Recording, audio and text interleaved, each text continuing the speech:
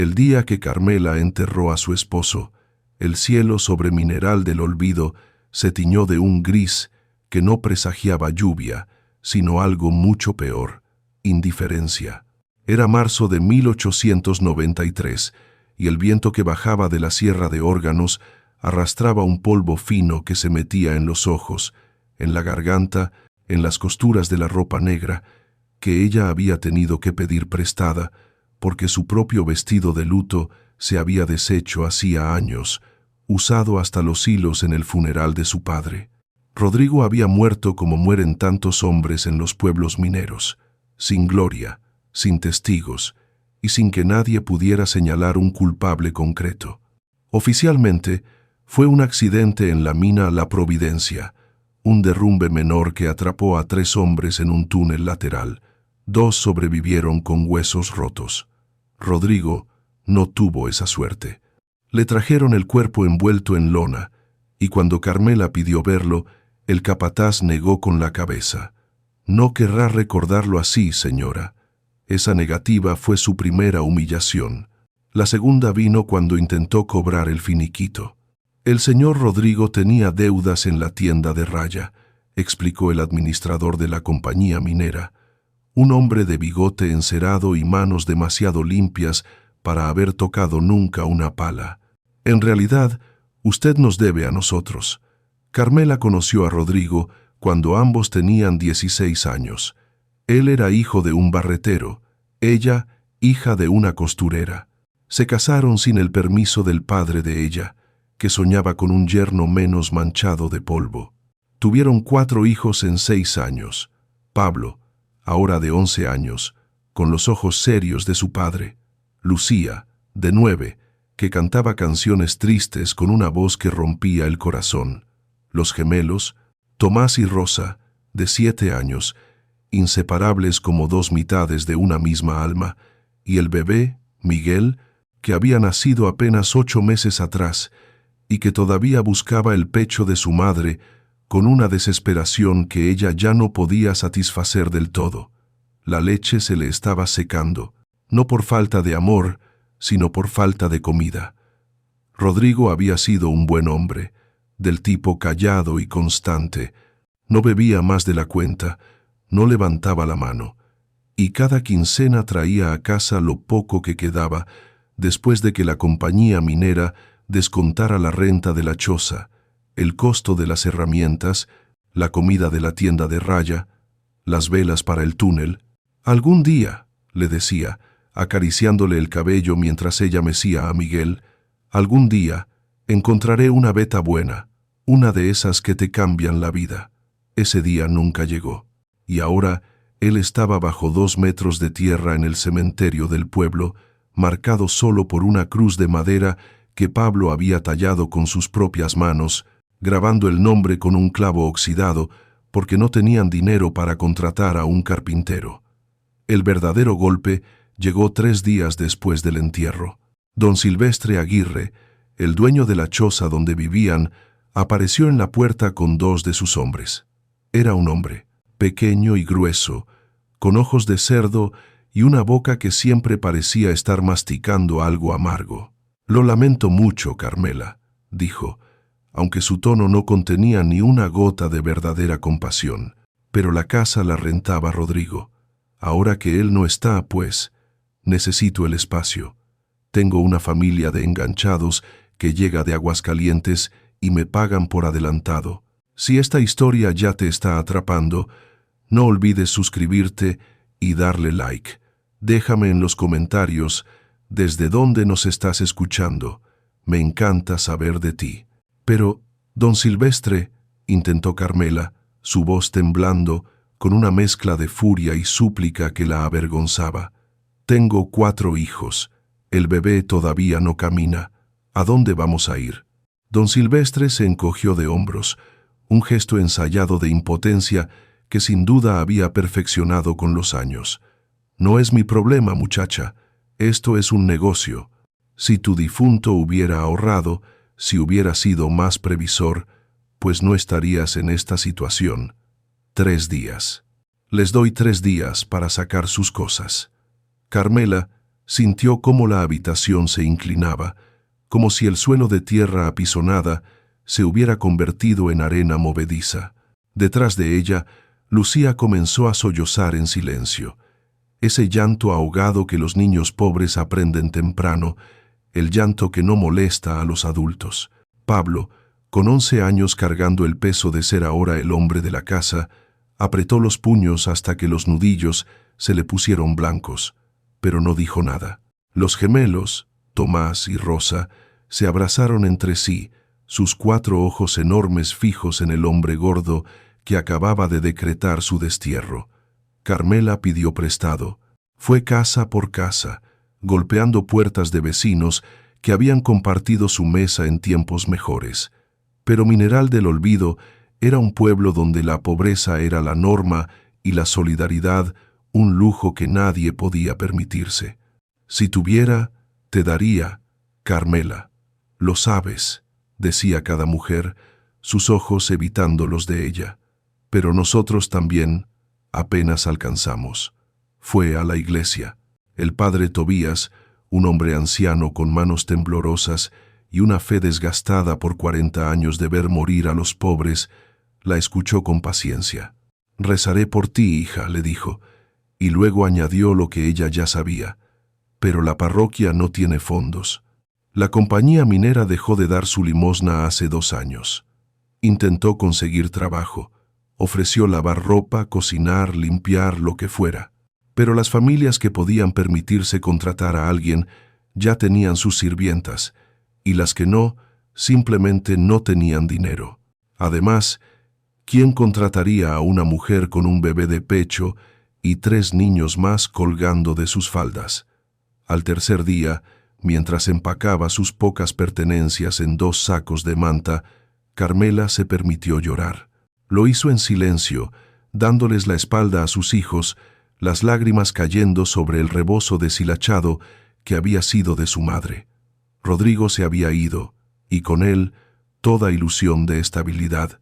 El mundo, que siempre había sido duro, ahora se había vuelto imposible. Esa noche, sentada en el umbral de la choza que al amanecer dejaría de ser suya, con Miguel dormido contra su pecho y los otros 4 apiñados a su alrededor, Carmela miró las estrellas que brillaban con indiferencia sobre el valle polvoriento. «Perdóname, Rodrigo», susurró al viento. «No sé cómo voy a salvarlos».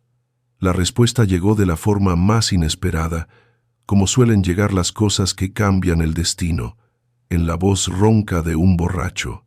Era la madrugada, del día en que debían dejar la choza. Carmela no había dormido, meciendo a Miguel que lloraba con hambre que ella ya no podía satisfacer del todo. El bebé había perdido peso, su piel antes rosada ahora cerosa y flácida. Pablo roncaba en el petate, exhausto de haber cargado los sacos hasta el porche. Lucía y los gemelos dormían abrazados, sus respiraciones sincronizadas. Afuera, en la calle de tierra que separaba las chozas de los mineros, 2 hombres pasaban tambaleándose. Carmela los reconoció por sus voces. Eran Chuy y Abundio, barreteros de la Providencia, que gastaban su paga en el mezcal de doña Petra antes de llegar a casa. «Te digo que el viejo Eusebio se murió», decía Chuy con esa insistencia de los ebrios. Lo encontraron tieso en su jacal, con los ojos abiertos, mirando el techo como si le debiera dinero. «¿Y la mina?», preguntó Abundio. «¿Qué va a pasar con la escondida?». Chuy soltó una risa áspera que se convirtió en tos. «La escondida, esa maldita cosa que nunca dio ni un peso de plata, pues se va a quedar ahí, pudriéndose como su dueño. Nadie la va a tocar. Ya sabes lo que dicen. Lo de los gritos, las luces, todo ese mitote. Yo no me acercaría ni borracho, aunque Eusebio juró hasta el día que se murió que todo era pura mentira, que la gente inventa cosas porque tienen miedo de la oscuridad». Se alejaron, sus voces desvaneciéndose en la noche, pero Carmela ya estaba completamente despierta. Su corazón latía con una mezcla de esperanza y terror que le apretaba el pecho. Eusebio Maldonado, la escondida, conocía ambos nombres. Todo el pueblo los conocía. Eusebio había sido un minero independiente, uno de esos hombres obstinados que se aferran a un sueño mucho después de que la realidad lo haya enterrado. Durante 40 años había trabajado su propia mina, La Escondida, en las afueras del pueblo, en una cañada remota que la gente evitaba. Decían que era un lugar maldito, que de noche se oían gritos que no eran de coyotes ni de viento, gritos humanos que helaban la sangre. Decían que Eusebio había encontrado algo allá abajo, algo que no era plata ni oro, algo que lo había cambiado. Decían que por eso vivía solo, sin mujer ni hijos, hablando con las sombras. Los niños del pueblo lo llamaban el loco de La Escondida, y las madres usaban su nombre para asustarlos. Pórtate bien o te llevo con don Eusebio. Pero Carmela también recordaba otra cosa. Recordaba que Rodrigo, en los primeros años de su matrimonio, había trabajado brevemente para Eusebio. Apenas unas semanas, cuando la compañía minera había despedido a medio pueblo. «Es un buen hombre», le había dicho Rodrigo una noche. «Raro, sí, pero decente. Me pagó completo, ni un centavo menos. No como los de La Providencia». Rodrigo había dejado el trabajo porque la mina no daba para 2 sueldos y Eusebio apenas sobrevivía. Pero siempre había hablado del viejo con respeto, ese respeto que los pobres guardan, para los que comparten su miseria sin malicia. Y ahora Eusebio estaba muerto. Y la mina, esa mina que nadie quería, estaba. ¿Qué? ¿Abandonada? ¿Sin dueño? Al amanecer, con los niños aún dormidos, Carmela salió de la choza y caminó directamente a la oficina del síndico municipal. El pueblo todavía no despertaba del todo. Solo algunos arrieros cargaban sus burros y las mujeres más madrugadoras barrían sus umbrales. El edificio del ayuntamiento era una construcción de adobe de 2 pisos, la pintura descascarada y el escudo nacional sobre la puerta, medio borrado por el tiempo. Don Ausencio Vargas, el síndico, era un hombre de 60 años, calvo y de lentes gruesos, que trataba de mantener un aire de autoridad a pesar de que su cargo era más simbólico que real en un pueblo dominado por la compañía minera. Estaba tomando su café matutino cuando Carmela entró sin tocar. «¿Doña Carmela?», preguntó, sorprendido, dejando la taza sobre su escritorio desordenado. «¿Qué hace aquí tan temprano?». «Vengo a preguntar por la mina de don Eusebio», dijo ella sin preámbulos, su voz más firme de lo que se sentía. «La Escondida. Dicen que se murió. ¿Quién hereda?». Don Ausencio la miró fijamente, como si hubiera hablado en un idioma extranjero. «¿La Escondida? ¿Para qué demonios quiere saber de ese agujero maldito? Solo respóndame, por favor. ¿Quién hereda?». El síndico suspiró, buscando entre los papeles de su escritorio hasta encontrar un legajo amarillento. «Pues mire, justo ayer revisé esto. Eusebio no tenía familia, ni esposa, ni hijos, ni sobrinos que se sepa. Hizo testamento hace como 20 años. Lo registró aquí mismo. Déjeme ver». Hojeó las páginas con dedos manchados de tinta. «Ah, aquí está. Dice que en caso de su muerte, la concesión minera de La Escondida pasa a Rodrigo Reyes». «¿Rodrigo Reyes? ¿No era ese su difunto esposo?». El mundo se detuvo. Carmela sintió que el suelo bajo sus pies se solidificaba de nuevo después de días de flotar en la incertidumbre.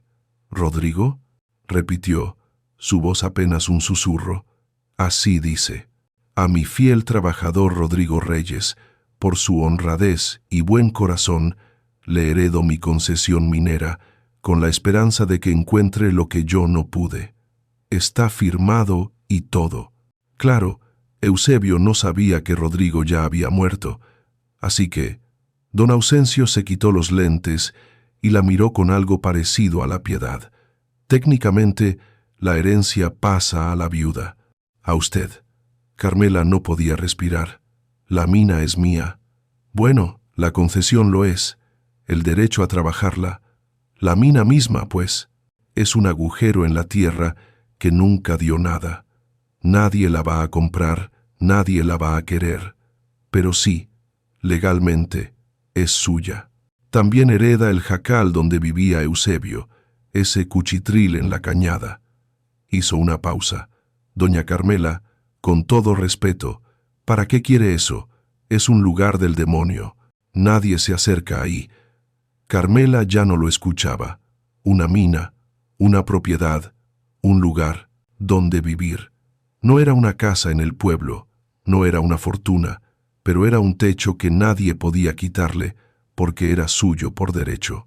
Necesito los papeles, dijo, su voz ahora firme como el acero, los papeles que demuestren que es mío. Don Ausencio dudó. Mire, yo le aconsejo que... Los papeles, don Ausencio, hoy. Algo en sus ojos, ese brillo desesperado de una madre acorralada, hizo que el síndico asintiera. Los tendré listos al mediodía, pero que conste que yo le advertí. Carmela salió de la oficina y caminó de regreso a la choza justo cuando Pablo despertaba. El niño la miró con ojos interrogantes. «Mamá, prepara a tus hermanos», dijo ella, y por primera vez en días sus labios se curvaron en algo parecido a una sonrisa. «Tenemos a dónde ir, la cañada donde se escondía». La escondida estaba a 3 kilómetros del pueblo, pero se sentía como si estuviera en otro mundo. El camino, más una vereda de cabras que un sendero propiamente dicho, serpenteaba entre formaciones rocosas de cantera rosa que el viento había esculpido en formas grotescas.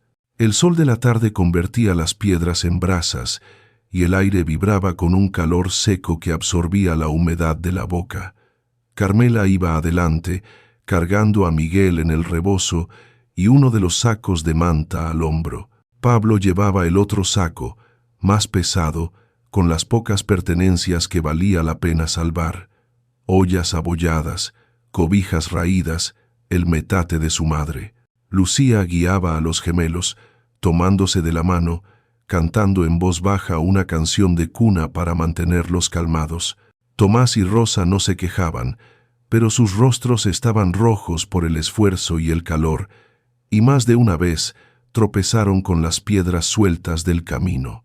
Nadie del pueblo se había ofrecido a ayudarles a cargar. Cuando corrió la voz de que Carmela había heredado la escondida, las mujeres que antes le habían ofrecido condolencias, ahora la miraban como si hubiera firmado su propia sentencia de muerte. «Pobre mujer», murmuraban, «el hambre la enloquece. Esos niños no van a durar ni un mes en ese lugar». Don Ausencio le había entregado los papeles con manos temblorosas, como si el pergamino mismo estuviera contaminado. «Que Dios la acompañe, doña Carmela. Y si algo extraño ocurre, venga al pueblo, no se quede allá sola». Pero Carmela no tenía intención de regresar. La alternativa era la calle, y la calle con 4 hijos y un bebé era una sentencia de muerte mucho más segura que cualquier leyenda. La entrada a la cañada estaba marcada por 2 enormes rocas que se inclinaban una hacia la otra, formando un arco natural. Más allá, el paisaje cambiaba. La vegetación escasa del desierto desaparecía casi por completo, reemplazada por un silencio mineral. El suelo estaba cubierto de cascajo y polvo, y el viento que soplaba desde el fondo de la cañada traía un olor extraño, no desagradable, pero inquietante, algo entre tierra mojada y metal oxidado. «Mamá», susurró Lucía, Suzelagua, dedos apretando con más fuerza las manos de los gemelos.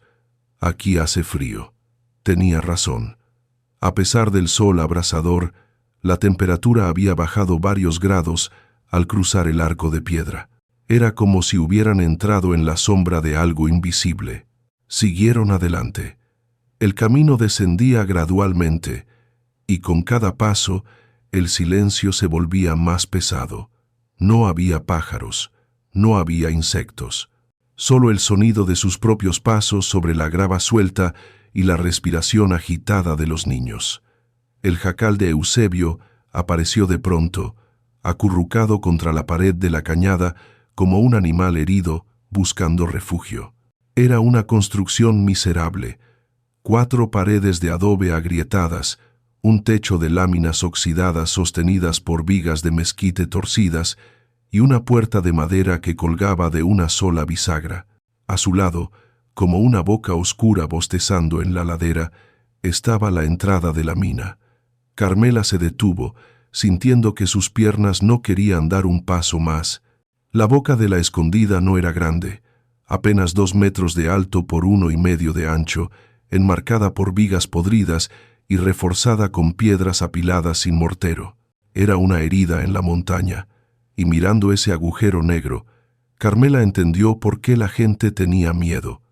No era la oscuridad en sí, era la forma en que esa oscuridad parecía moverse, pulsando como si respirara.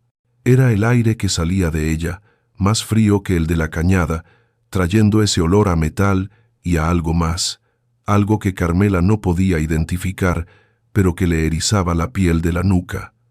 ¿Ahí vamos a vivir?, preguntó Pablo, su voz intentando sonar valiente, pero quebrándose al final. No, en la casa, respondió Carmela, obligándose a apartar la mirada de la entrada de la mina. La mina es solo un agujero. No nos va a molestar. Mintió con la facilidad de las madres que protegen a sus hijos del miedo. Pero mientras caminaba hacia el jacal, sintiendo el peso de la mirada de la mina en su espalda, supo que estaba equivocada. La puerta del jacal cedió con un empujón, las bisagras gimiendo. El interior olía a encierro y a algo dulzón y enfermizo que Carmela reconoció de inmediato, el olor de la muerte reciente. Don Eusebio había muerto aquí, solo, y su cuerpo había permanecido quién sabe cuánto tiempo antes de que alguien lo encontrara. La estancia era pequeña y oscura. Una ventana sin vidrio, cubierta con un trapo sucio, dejaba pasar un hilo de luz grisácea. Había un catre de varas en un rincón, el petate manchado y roto, una mesa coja con una silla, un fogón de piedra apagado, las cenizas grises y frías, y en las paredes, clavados con tachuelas oxidadas, docenas de dibujos. Carmela se acercó, entrecerrando los ojos para ver mejor en la penumbra. No eran dibujos artísticos, eran mapas, diagramas toscos hechos con carbón sobre papel de envolver.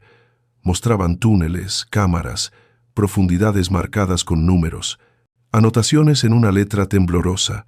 Nivel 1, nada. Nivel 2, roca. Ista, estéril. Nivel 3, voces, voces. Mamá, hay una rata muerta, anunció Tomás desde el rincón opuesto, señalando un bulto oscuro junto al fogón. No la toques. Pablo, saca eso con un palo. Lucía, abre esa ventana. Necesitamos aire. Trabajaron en silencio, limpiando lo peor de la suciedad, barriendo con una escoba hecha de ramas que encontraron afuera. Sacaron el petate manchado y lo quemaron en un montón de basura detrás del jacal.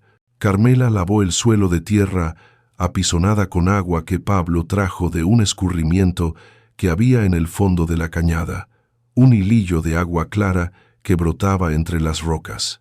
Al caer la noche, el jacal estaba apenas habitable. No tenían mucho: el catre para los gemelos y Lucía, un petate limpio que habían traído para Pablo y otro para Carmela con Miguel. Cenaron tortillas secas que una vecina les había dado por lástima y agua del escurrimiento. No había leña para el fogón, así que comieron en frío, en silencio, escuchando el viento que comenzaba a soplar desde el fondo de la cañada.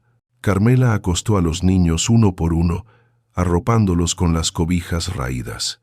Miguel se durmió en su pecho después de llorar por hambre. Lucía y los gemelos se acurrucaron juntos en el catre, sus respiraciones lentamente. Pablo se quedó despierto un rato más, acostado en su petate, mirando el techo de lámina.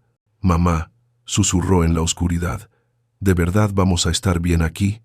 Carmela, sentada en la única silla, meciendo suavemente a Miguel, no respondió de inmediato. Miraba la puerta entreabierta, hacia la oscuridad de afuera, donde la entrada de la mina esperaba como una presencia paciente. «Vamos a estar bien», dijo finalmente, y deseó con todas sus fuerzas que fuera verdad.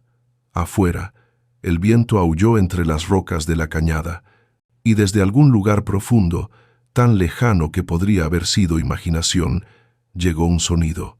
No era el viento, no era un animal, era algo metálico, rítmico, casi como... Carmela cerró los ojos con fuerza, apretando a Miguel contra su pecho. «Solo es el viento en los túneles», se dijo a sí misma. «Solo es el viento». Pero en el fondo de su corazón, en ese lugar donde las madres guardan sus miedos más profundos para que sus hijos no los vean, Carmela supo que estaba mintiendo. Algo en la escondida estaba esperando, y acababan de llegar. Los primeros 3 días en la escondida transcurrieron en una niebla de supervivencia básica. Carmela estableció rutinas, porque las rutinas mantienen a los niños cuerdos cuando el mundo se desmorona. Pablo bajaba cada mañana al escurrimiento a llenar las ollas de agua. Lucía cuidaba de los gemelos, inventando juegos con piedras y palos.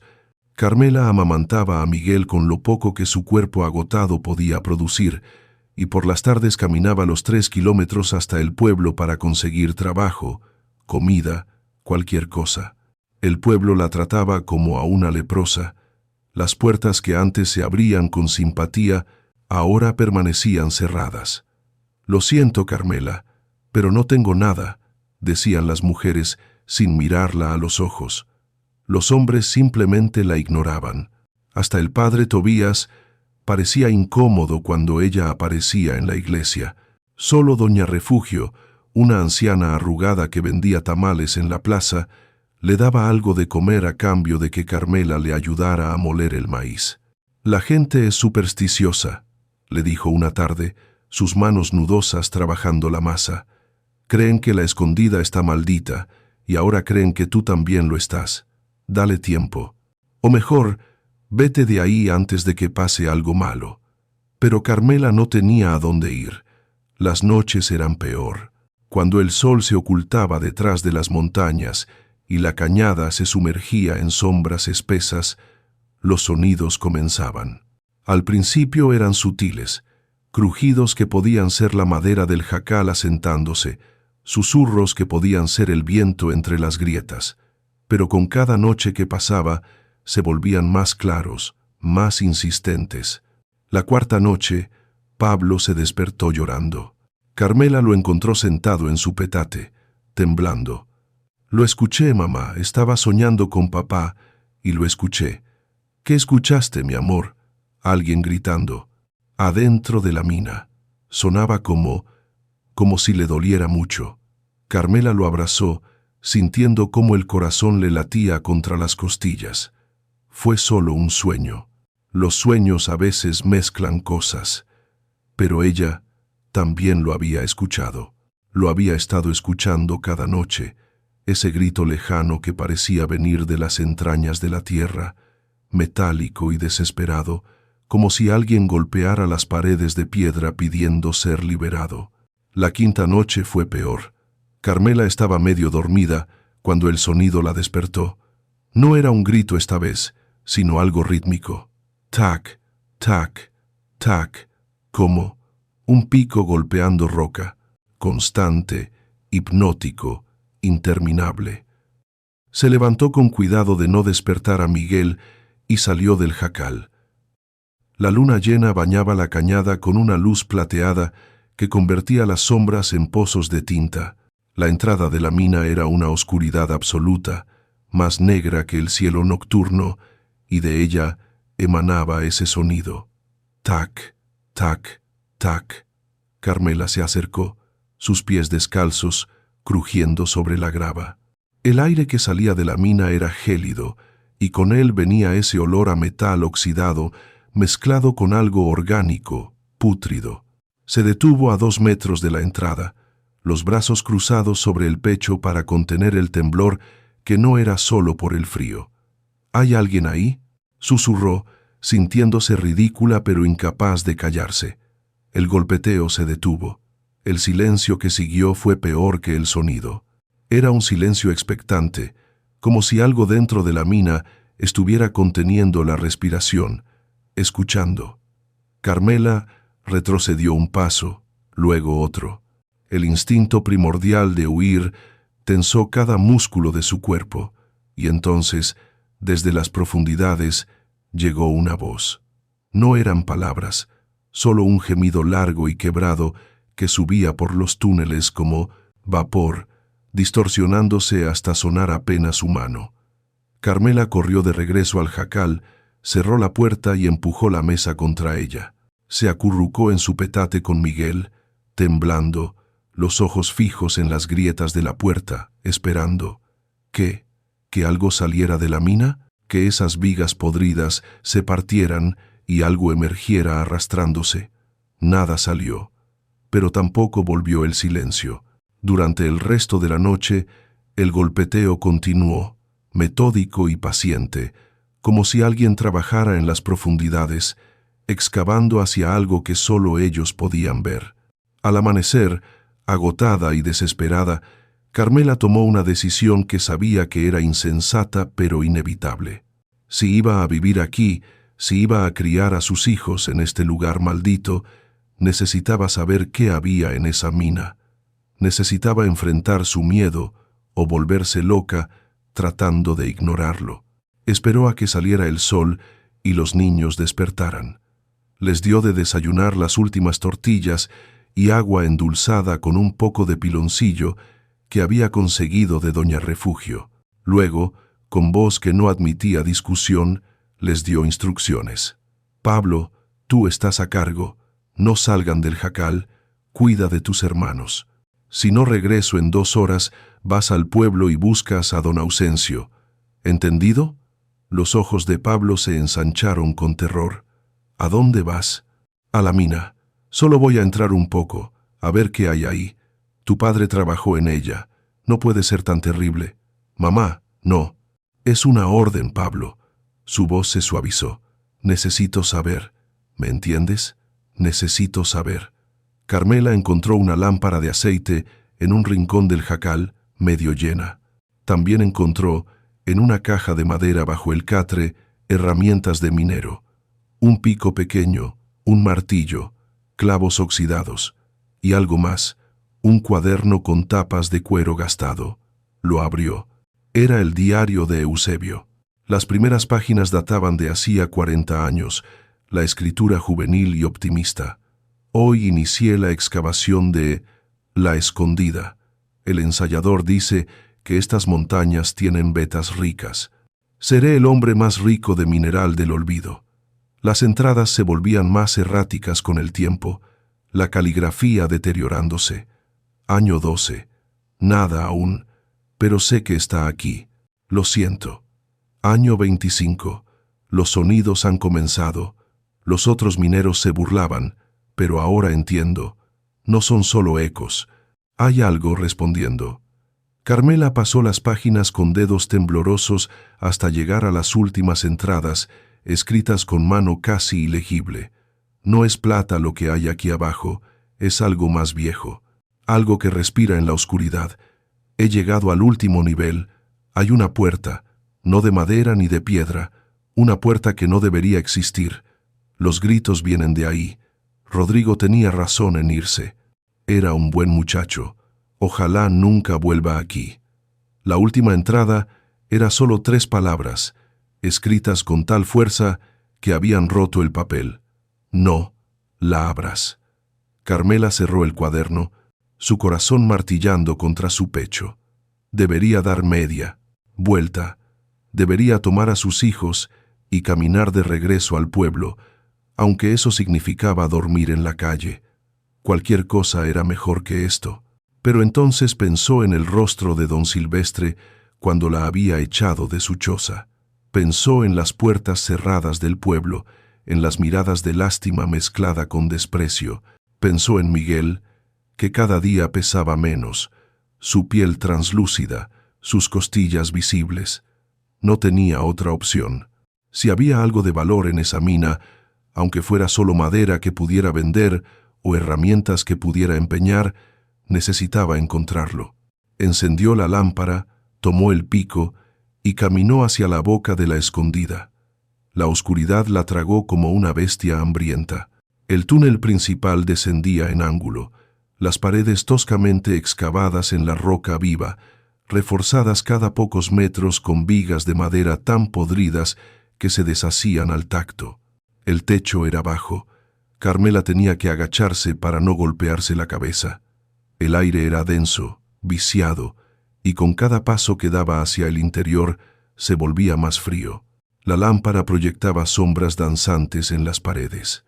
Carmela podía ver marcas de pico, arañazos en la piedra, números tallados, nivel 1 hasta 15 metros. Pasó junto a alcobas laterales, algunos apenas huecos en la pared, otros túneles más pequeños que se perdían en la oscuridad. En uno de ellos vio herramientas abandonadas, cubiertas de óxido y tierra. Siguió descendiendo. Sus botas resbalaban en el piso desigual. Nivel 2 hasta 30 metros.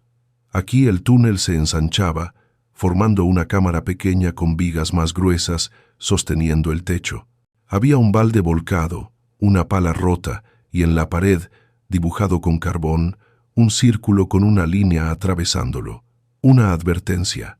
Carmela se detuvo, el miedo enroscándose en su estómago. ¿Qué estaba haciendo? Era una viuda con 5 hijos, no una minera. No tenía idea de lo que estaba buscando ni de los peligros de estar bajo tierra. El túnel podría derrumbarse, podría haber gases tóxicos, podría perderse en la oscuridad y nunca encontrar la salida. Pero también podía regresar a la superficie con las manos vacías y ver morir de hambre a sus hijos. Continuó descendiendo. Nivel 3 hasta 50 metros. Aquí la temperatura cayó aún más. Su aliento se condensaba en nubes blancas. Las paredes brillaban con humedad, y el olor a metal oxidado era tan intenso que le irritaba la garganta. El túnel se estrechaba de nuevo, y Carmela tuvo que caminar de lado en algunos tramos, el pico golpeando contra las paredes, su respiración acelerada resonando en el espacio confinado, y entonces lo escuchó. Tac, tac, tac. Su corazón se detuvo. El sonido venía de adelante, más profundo en la mina. Alguien o algo estaba picando roca.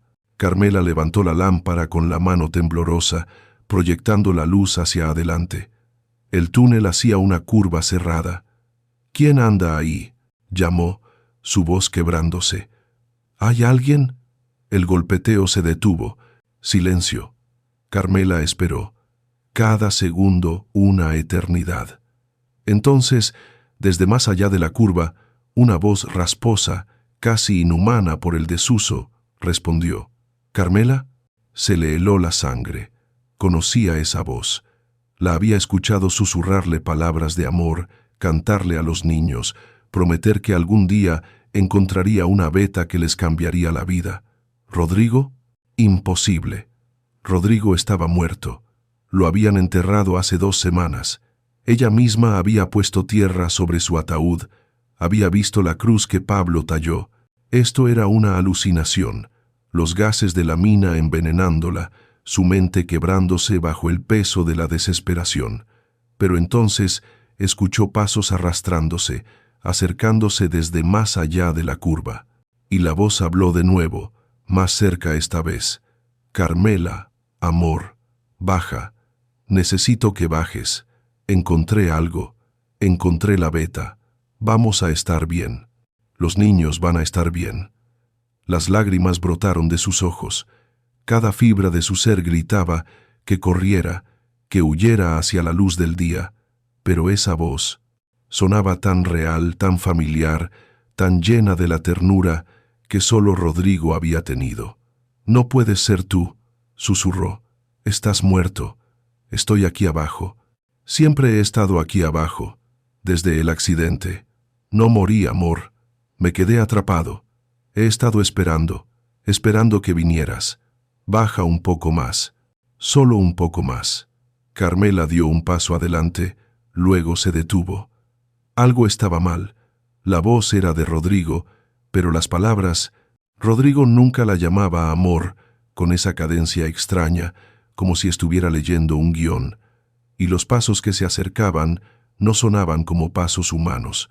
Sonaban como algo arrastrándose, algo pesado raspando contra la piedra. Levantó la lámpara más alto y dio la vuelta a la curva. Lo que vio le robó el aliento y el grito que intentó salir de su garganta. El túnel terminaba en una cámara natural, una caverna que no había sido excavada por manos humanas. Las paredes eran de roca negra, lisa como cristal, y en ellas había vetas que brillaban con un resplandor azulado, pulsante, como si estuvieran vivas. No era plata, no era oro, era algo orgánico, algo que latía con un ritmo que no correspondía a ningún mineral conocido.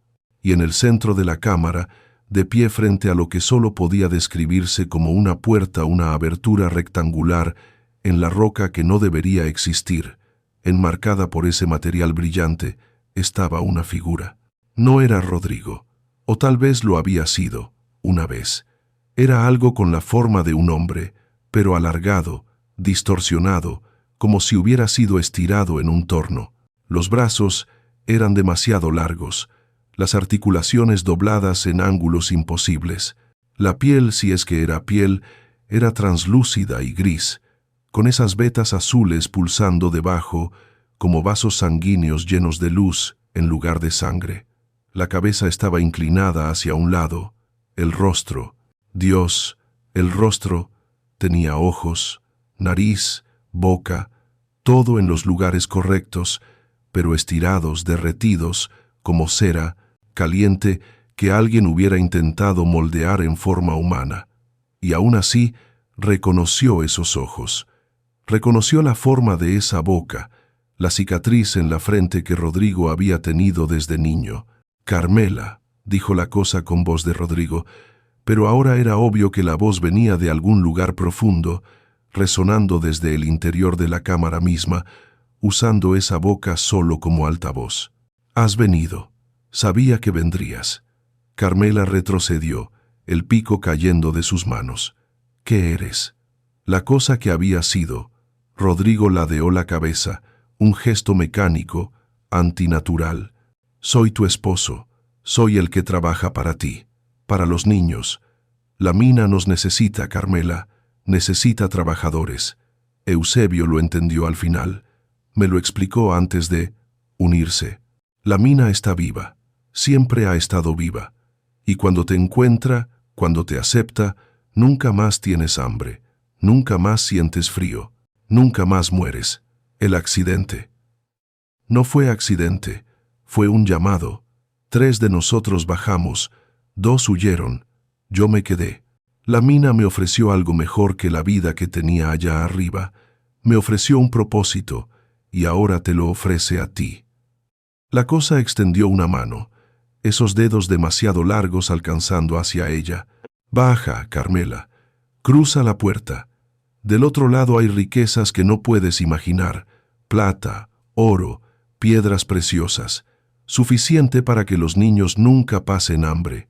Suficiente para que Pablo estudie, para que Lucía tenga vestidos bonitos, para que los gemelos tengan juguetes, para que Miguel crezca fuerte». Carmela sollozó, las lágrimas ardiendo en sus mejillas. «¿Y qué precio tiene?» «Solo tu servicio. Trabajarás aquí abajo, como yo. Picarás la roca, extraerás lo que la mina necesita extraer, y cuando tus hijos crezcan, ellos también bajarán». Es un buen trato, Carmela. Es mejor morir de hambre en la superficie. Es mejor que ver a Miguel consumirse hasta que no quede nada más que huesos. Era una tentación tan cruel, tan perfecta, porque tenía razón. ¿Qué futuro tenían allá arriba? Días y días de hambre, de rechazo, de ver a sus hijos marchitarse. Y aquí le ofrecían una salida, retorcida y terrible, pero una salida al fin. «Si bajo», susurró, «¿estaremos juntos? ¿Tú y yo?» La cosa sonrió, y fue la sonrisa más horrible que Carmela había visto jamás, porque era casi la sonrisa de Rodrigo, pero deformada en algo que nunca debió existir. Por siempre, amor, por siempre en la oscuridad. Carmela cerró los ojos. Pensó en Pablo, en su valentía forzada, Lucía y su canto triste, en los gemelos abrazados, Miguel, su bebé, buscando un pecho que ya no tenía leche suficiente. Pensó en Rodrigo, el verdadero Rodrigo, el que le acariciaba el cabello y prometía días mejores, el que había muerto en esta maldita mina, pero que nunca, nunca habría querido esto para ella. Abrió los ojos. No. La sonrisa de la cosa vaciló. ¿Qué? Dije no. Carmela levantó la lámpara, su mano ya sin temblar. No sé qué eres. No sé. ¿Qué le hiciste a mi esposo? ¿Qué le hiciste a Eusebio? ¿A cuántos otros? Pero no voy a bajar. Y mis hijos tampoco. Carmela. La voz ahora tenía un tono de advertencia. No seas tonta. No tienes opción. Siempre hay opción. Aunque sea morir libre en lugar de vivir como. Eso. Recogió el pico del suelo. La cosa dio un paso hacia ella, esos brazos alargándose aún más, las articulaciones crujiendo. Si no bajas por voluntad, bajarás de otras formas. La mina siempre consigue lo que quiere. Entonces que venga a buscarme. Carmela volvió y corrió. Corrió más rápido de lo que había corrido jamás, la lámpara balanceándose salvajemente, proyectando sombras dementes en las paredes. Detrás de ella, escuchó un alarido que no era humano, un sonido de furia y hambre que reverberó por los túneles. Escuchó pasos, muchos pasos persiguiéndola, y no se atrevió a mirar atrás. Nivel 3. Nivel 2. Las paredes pasaban borrosas. Tropezó, cayó, se levantó, siguió corriendo. Su respiración era fuego en sus pulmones. El túnel se inclinaba hacia arriba, hacia la luz, hacia la vida. Y entonces, cuando la entrada estaba a la vista, un círculo de luz solar prometiendo salvación, algo la agarró del tobillo. Cayó de bruces, la lámpara estrellándose contra la roca y extinguiéndose. En la penumbra, se volvió y vio manos, demasiadas manos, emergiendo de las sombras, agarrando sus piernas, tirando de ella de regreso hacia las profundidades. Carmela gritó, pateó, clavó el pico en una de esas manos y sintió que se hundía en algo que no era carne, sino algo gelatinoso y frío. La mano se retiró con un chillido, pero había más, siempre más. Mamá, la voz de Pablo. Carmela levantó la mirada y lo vio en la entrada de la mina, los ojos desorbitados por el terror, sosteniendo una antorcha improvisada. Detrás de él estaban Lucía y los gemelos. «No entren», gritó Carmela. «Pablo, saca a tus hermanos de aquí». Pero Pablo no era su padre. Pablo no era el hombre callado y obediente. Pablo era un niño de 11 años que acababa de ver a su madre siendo arrastrada hacia la oscuridad, y en ese momento algo en él se rompió, o tal vez se forjó. Corrió hacia adelante, blandiendo la antorcha como un arma. «Suéltenla». El fuego. Las cosas en la oscuridad retrocedieron del fuego. Sus garras liberaron a Carmela, y ella se arrastró hacia adelante, hacia la luz, hacia sus hijos. Pablo la agarró del brazo, tirando con fuerza sorprendente para su tamaño. Juntos, madre e hijo salieron tambaleándose de la mina. Carmela colapsó en la grava, jadeando, sollozando. Pablo cayó junto a ella, la antorcha aún en su mano. Lucía corrió hacia ellos, con los gemelos pisándole los talones. Se abrazaron todos, un nudo de cuerpos temblando, llorando, vivos. Desde la entrada de la mina, en las sombras justo más allá del alcance de la luz solar, algo observaba, algo esperaba. Carmela levantó la mirada y vio a la cosa que había sido. Rodrigo, de pie en el umbral, incapaz o no dispuesta a cruzar hacia el día.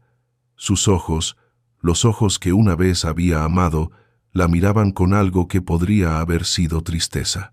«La mina siempre consigue lo que quiere», dijo con la voz de Rodrigo, «y ahora te quiere a ti. Puedes huir, puedes intentarlo, pero volverás. El hambre te traerá de vuelta. La desesperación te traerá de vuelta». «Nunca», susurró Carmela. La cosa sonrió. Ya veremos. Y retrocedió hacia las sombras, desvaneciéndose en la oscuridad como si nunca hubiera estado allí. 3 días después, Carmela reunió a sus hijos, empacó sus pocas pertenencias y abandonó la escondida. Antes de irse, encontró explosivos viejos en una de las herramientas de Eusebio, dinamita húmeda y peligrosa que muy bien podría haberle volado la mano. No le importó. Selló la entrada de la mina. La explosión hizo eco por toda la cañada, y cuando el polvo se asentó, la boca de la escondida había desaparecido bajo toneladas de roca. Caminaron de regreso al pueblo. Don Ausencio, al verlos llegar cubiertos de polvo y hollín, los miró como si hubiera visto fantasmas. ¿Qué pasó? La mina se derrumbó, mintió Carmela con facilidad. Es inhabitable, pero quiero vender los derechos, lo que sea que alguien pague. Don Ausencio asintió lentamente. Puedo intentar encontrar un comprador, pero Carmela, ¿dónde van a vivir? No lo sé todavía, pero no ahí, nunca ahí. Los meses que siguieron fueron duros. Carmela encontró trabajo lavando ropa para las familias más pudientes del pueblo. Pablo consiguió un empleo como recadero. Lucía cuidaba de los gemelos y Miguel. Vivieron en un cuarto rentado tan pequeño que apenas cabían todos, pero tenía una puerta que se cerraba y ninguna mina debajo. Lentamente, dolorosamente, construyeron una nueva vida. Miguel ganó peso. Los gemelos aprendieron a reír de nuevo. Pablo siguió siendo demasiado serio para su edad, pero a veces Carmela lo veía sonreír. En cuanto a la escondida, nadie volvió a acercarse. La entrada sellada se convirtió en leyenda, y con el tiempo, hasta los más viejos del pueblo olvidaron exactamente dónde estaba. La cañada fue evitada, y eventualmente la vegetación comenzó a reclamar el lugar. Pero en las noches sin luna, si te acercabas lo suficiente, todavía podías escucharlo, un golpeteo rítmico que venía de debajo de la tierra. Tac, tac, tac, tac. Alguien o algo seguía trabajando en la oscuridad, excavando, esperando, porque la mina siempre consigue lo que quiere. Solo que esta vez, Carmela se aseguró de que nunca lo obtendría. Si esta historia te atrapó, no olvides suscribirte y darle like. Comparte en los comentarios. ¿Habrías entrado a la mina o habrías huido desde el primer grito? Déjame saber qué te pareció el final de Carmela.